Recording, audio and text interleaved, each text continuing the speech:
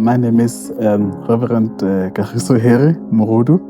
I'm a pastor in the Evangelical Lutheran Church in Southern Africa. I'm a project coordinator for Mastete, Let's Talk.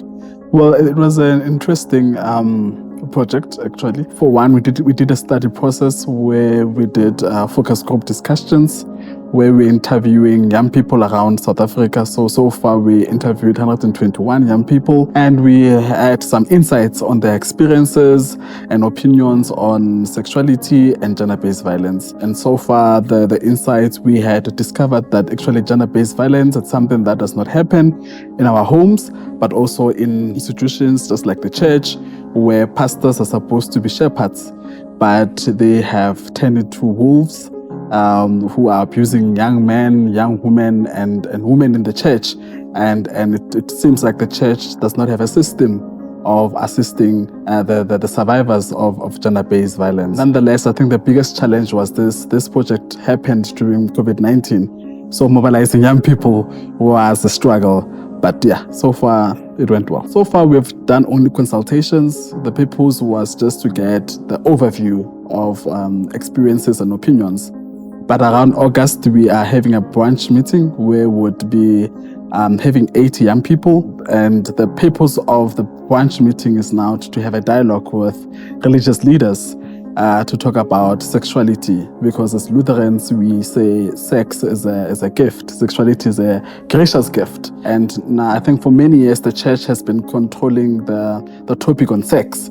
So now young people will be discussing about their experiences and also having an engagement with the bishop and talking about LGBTIQ, and to say we've got young boys who identify themselves as lesbians and they would want to wear certain dressing.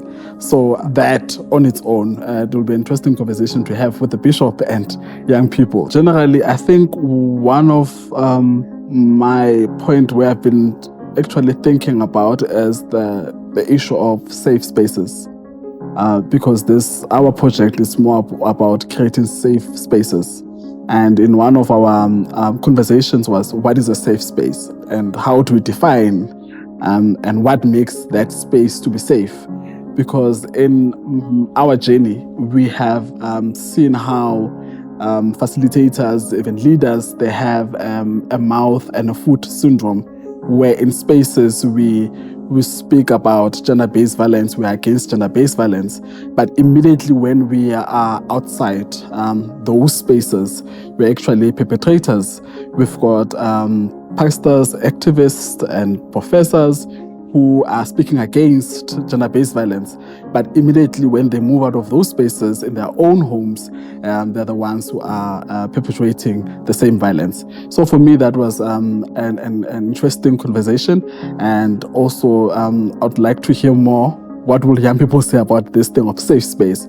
The spaces that we have created in the church, are they truly safe? I think that the first principle for me is that, we say that Jesus Christ came so that everyone can have the abundant life, the freedom, people to be who they want to be.